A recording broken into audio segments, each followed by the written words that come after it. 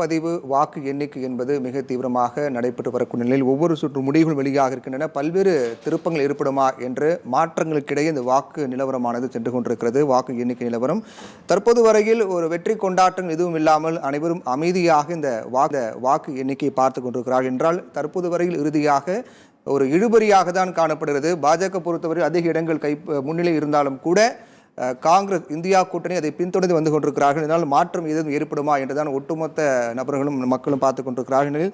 சிறப்பு விருந்தினோடு நாம் பேசிக் கொண்டிருக்கோம். தொடர்ந்து நம்ம நிகழ்ச்சிகளுக்கு போகலாம். ரவீந்திரநாத் சார், தமிழ்நாட்டை பொறுத்த வரைக்கும் 39 தொகுதி, திமுக 39 வெற்றி பெறும் அப்படின்னு எதிர்பார்த்தாங்க.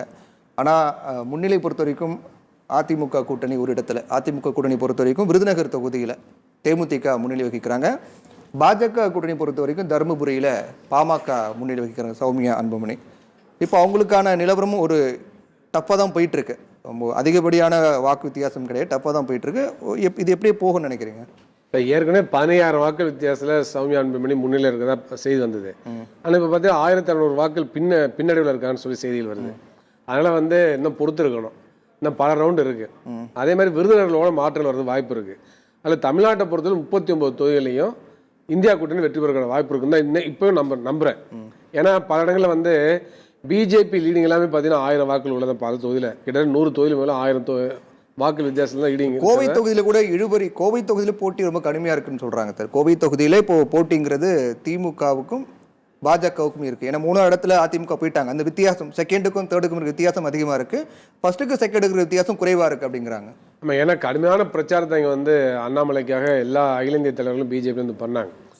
அதே மாதிரி எல்லா விதமான முயற்சியில் எடுத்து எப்படியாச்சும் அண்ணாமலை வெற்றி பெற வைக்குங்கிறத இது பண்ணாங்க. ஏற்கனவே கோயம்புத்தூரில் பிஜேபி பல்வேறு கலவரங்களை உருவாக்கி அது தன்னுடைய தொகுதி மாதிரி மாற்றி வச்சிருக்காங்க. அதெல்லாம் பார்க்க வேண்டிய அவசியம் இருக்குது. அதனால அது 2வது இடத்துல வர்றதுல நம்மளுக்கு ஆச்சரியம் ஒன்றும் இல்லை.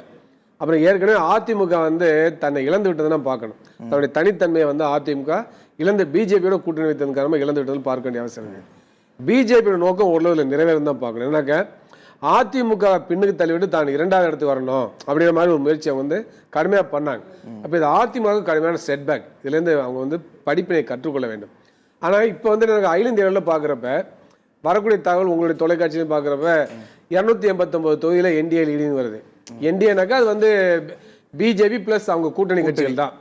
அப்போ என்னன்னாக்க பல கட்சிகள் என்டிஏல இருக்கவங்க கூட பொதுவாக மதச்சார்பினை விரும்பக்கூடிய கட்சிகள் இருக்குது. இப்போ நிதிஷ்குமார் எடுத்துக்கலாம், சந்திரபாபு நாயுடு 2 பேரும் முக்கியமான தலைவர்கள்.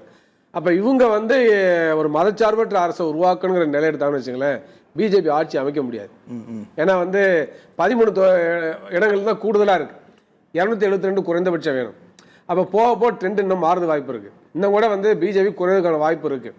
அப்படி பார்க்கின்ற பொழுது இந்தியா கூட்டணி முயற்சி எடுத்தாக்க நிச்சயமாக அந்த தலைவர்களுடைய நிதிஷ்குமார் சந்திரபாபு நாயுடுலாம் பேசினாக்க அவங்க ஆதரவு கொடுத்தாங்கனாக்க நிச்சயமாக பெற முடியும். அதே மாதிரி பிஜு ஜனதா தள் இருக்கு, அவங்க 2 தொகுதியில் லீடிங்கில் இருக்காங்க. அப்போ அவங்கள்ட்ட பேசலாம், பேசக்கூடாதுலாம் கிடையாது. என்னுடைய வேண்டுகோள் என்னன்னாக்கா இந்தியா கூட்டணி எல்லா விதமான கட்சிகள்ட்டையும் பேசணும். பிஜேபியோட இருக்கக்கூடிய மதச்சார்பற்ற கட்சி எல்லார்ட்டையும் பேசணும். அதே மாதிரி சுயேட்சைகள்ட்டையும் பேசணும். பேசி ஒரு ஒருங்கிணைப்பு ஏற்படுத்தி நிச்சயமாக பிஜேபி கவர்மெண்ட் ஃபார்ம் பண்ண முடியாது, தடுக்கலாம். ஒரு மதச்சார்பற்ற அரசை உருவாக்க முடியும். அதுக்கு வாய்ப்பு இருக்கு. அப்ப நிதிஷ்குமார் சொன்னீங்க, நிதிஷ்குமார் பொறுத்த வரைக்கும் ஒரு ஏற்கனவே இப்போ அண்மையில நிதிஷ்குமாருக்கும் பிஜேபியும் கருத்து திரும்ப வந்ததா ஒரு கருத்து நிலவுது. ஏன்னா பிரதமர் மோடி வாரணாசியில வேட்புமனு தாக்கல் செய்கின்ற பொழுது எல்லா தலைவர்களும் போனாங்க. ஆனா நிதிஷ்குமார் போல. சரி, அப்ப அது மிகப்பெரிய பிரச்சனை. உடல்நல செயலுக்கு காரணம் சொன்னார், அது உண்மையான காரணம் கிடையாது.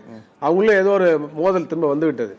எனவே நிதிஷ்குமார் கூட்டணி மாறுறாரா, திரும்ப கூட்டணி மாறுறாரா? நிச்சயமாக. ஏன்னா பிஜேபியோட தொடர்ந்து இருந்தாக்க அவருக்குமே செட்பேக் தான்.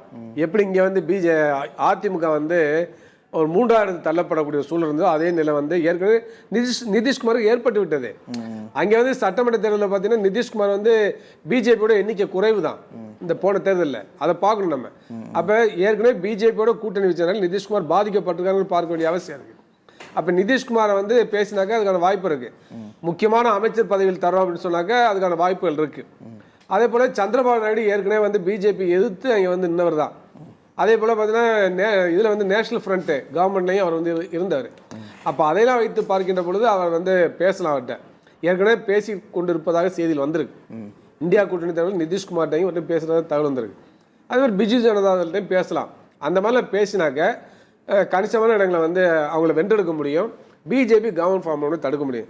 ஏன்னா இண்டிவிஜுவலாக பிஜேபி வந்து 230 இடங்களை தான் வரதா காண்பிக்க ஆமாம் ஆமாம். அப்போ வந்து நிச்சயமாக அந்த பிஜேபியோட இருக்கக்கூடிய கூட்டணியில் வந்து மதச்சார்பற்ற கட்சியில் வந்து நம்ம வந்து பேசி அவங்கள